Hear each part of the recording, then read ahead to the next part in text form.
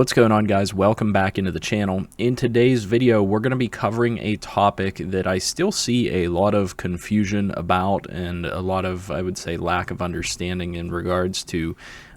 So we're going to talk about the savings column here on Madden 22 so that you guys can get a better understanding of what exactly happens whenever you cut a player and what exactly this player net savings column is actually telling you. The first thing that I want to cover here is the difference between your player savings column and the penalty column next to it. So the important thing here to remember is that these two columns are going to interact with each other in order to determine what's going to happen once you actually release or trade this player. So for example, Mason Rudolph here has a $3 million savings number in that savings column, while he has a $1.05 million number in his player penalty release column. So if I go ahead and I look at what it tells me whenever I actually go to release this player, it's going to say releasing quarterback Mason Rudolph will free $3 million in cap room but incur a penalty of $1.05 million. Are you sure you want to release this player? Well, the important wording here is this will free $3 million in cap room but incur a penalty of 1.05. So the important aspect to this entire video that I hope that you guys come away with the understanding of after we're done here is that you have to combine these two numbers together. And actually, in fact, you have to subtract these two numbers. So you will save a total of $3 million, but you will lose $1.05 million. And so 3 million minus that 1.05 is going to leave you with 1.95 million in total benefit after releasing this player or trading this player away. That's how it's going to affect your salary cap. So if I go ahead over to team salaries here, it's going to show that my cap space currently is $37.8 million. If we go to that quarterback position again and we release Mason Rudolph, it should show an uptick in cap space of his actual salary cap, but it's going to also give us a penalty, and that is going to be what it affects on this salaries tab and how you're actually going to see a benefit from it. Whenever we actually go ahead and release this player, it says very much the same thing. You have freed a net $3 million in cap room and incurred a total penalty of 1.05.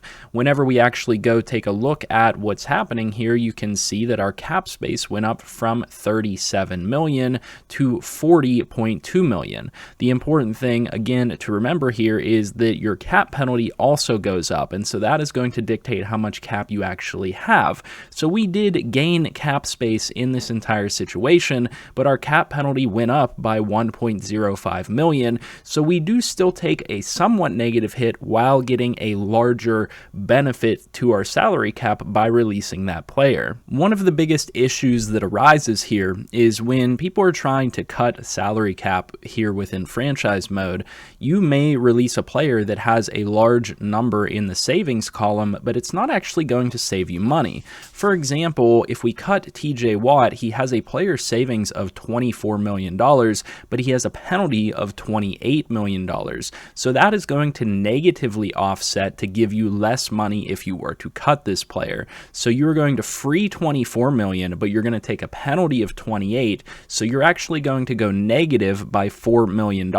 And that is where I think a lot of people get into trouble and where the lack of understanding or complete understanding comes from with this topic, because you definitely want to make sure that you're not just cutting everybody to save cap that has a large savings number, because that could hinder you. One of the things that I wanted to point to today as a specific example is Minkah Fitzpatrick. I've edited his contract to show a 1-year $17 million contract and $2 million guaranteed as well. So right now it's showing a savings of 17 and a release penalty of 2 million. It'll say the same thing when I go to release this player. You would free up $17 million in cap, but incur a penalty of 2 million. If we go in and edit this player's contract and remove the bonus, it should still show, and it will still show, a release benefit of 17 million, and it will no longer show that negative of the $2 million. So scrolling over to Minkah Fitzpatrick, it now shows in the savings column 17 million still, but now a $0 in the penalty column. So the major point here being that you have to do this math for yourself. Whenever you go to release a player, you have to subtract the amount that it frees up in cap room versus the amount of penalty that you'll incur for releasing that player. Now, penalties will work slightly differently depending on how long the contract is, and we have talked about this in other videos. I'll make a video specifically dedicated to it. But for example, TJ Watt is on a 4-year contract. If we were to release him, that $28 million penalty should be spread over those 4 or 5 years. That's not actually how it works. In Madden, it can only go out to 2 years. So it spreads that penalty over the 2 years that it can actually see. So unfortunately, it doesn't work perfectly accurately, but you definitely want to make sure that you're doing this math on your own so you can see which players are actually going to benefit you to cut. So while it does show a savings of 24 million for TJ Watt, we would go negative by cutting him. Likewise with Cam Hayward, we would go negative by cutting him because his penalty number is larger than the savings that we would actually get from cutting him. However, Minkah Fitzpatrick, we would get straight up $17 million in cap relief by cutting that player. So when it boils down to time to cut your roster down and save salary cap, you want to be looking for the biggest positive difference between your savings column and your player penalty column. So whenever I go through, I usually sort by player savings, and then I scroll down and I see what's the biggest difference here. Well, I would get 17 million from Minkah Fitzpatrick. I would get another 3 to 4 million from releasing Zach Banner. I would get about 4 million from Cam Sutton. I would get negative from DJ Chark, negative from Vander Esch, negative from Peppers, positive from Chris Boswell, and that's just by telling the difference, a simple subtraction between the savings number and the penalty number. Now, like I said, some things can happen with that penalty number that cause it to be spread out or not be that entire total, so you may still be able to save money if you cut a player in a certain way, but generally speaking, you want to make sure that you're doing that math on your own to save yourself as much money as possible and not put yourself negative just because they say they have a certain savings number. So we're actually going to put this to the test with a player here in Eric Ebron, since I've restarted a franchise here. So now that all my cuts are reset and I can show you guys exactly what happens, Eric Ebron shows a savings number of $6 million, shows a penalty of $2.5 million, and shows a total salary cap hit of 8.5. A lot of people are saying that your net benefit is $6 million, and you're going to save $8.5 million in salary cap and 2.5 in penalty. Well, if we go ahead and apply that logic, our cap space should go up to 71.9 million. However, if my theory or my statement is correct with the way the system actually works, our cap space should go up to around 69 million whenever we cut and add a $2.5 million bonus. So I'm going to go ahead and put the numbers up on the screen as we do this, but I'm going to go ahead and cut Eric Ebron here, and we'll see that the salary cap went up to 68.8 million and our cap penalty went to 2.5 million.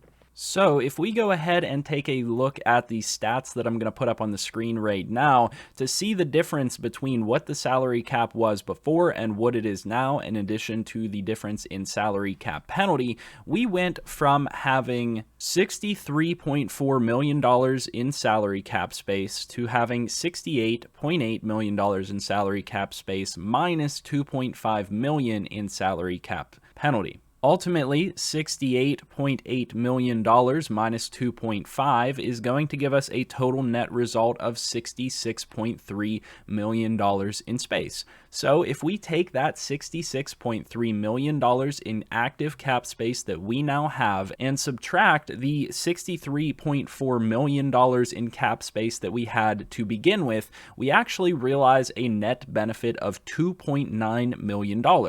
And Eric Ebron's contract contract was a total of a 3.5 benefit if we cut him. So we actually didn't even realize the full 3.5 million in benefit that we should have realized when we cut him. In fact, it was significantly lower than that. So you have to take the contract of the player, you have to subtract the net savings number and the penalty number, because Madden is going to do weird things for you. Now, sometimes if you have edited contracts or you have other things like that, it will sometimes give you more and sometimes give you less. As you can see in this system, we earned only 2.9 million in net benefit from cutting Eric Ebron when we should have earned 3.5. Nonetheless, I had to insert this in here so that I could show you guys exactly what I'm talking about. You're not always going to get the total salary number back for that player. And I wanted to put in here real quick that we know for a fact that the game does not automatically include your cap penalty amount in your cap space. So I went ahead and cleared our cap penalty real quick, and our cap space still remained at 68.8 million. So that's how we can verify that these numbers are accurate and what I'm telling you is accurate, because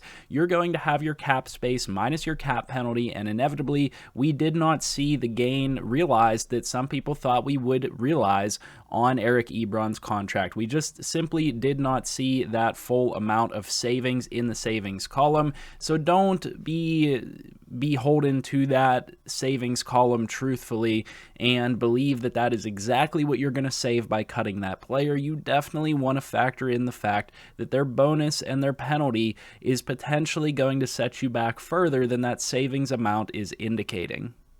And finally, I just want to say that you're going to compare these benefits and negatives in comparison to the player's overall age and contribution to your team. So for example, Minkah Fitzpatrick, sure, he would save me $17 million in cap space. I wouldn't take any penalty for cutting him. He's still a 25-year-old 89 overall that's going to be a massive contributor to the team, whereas a Zach Banner, for example, is a 62 overall. He's 28 years old. He's never going to start for the team. He's never going to grow as a player within Madden, because that's how it works.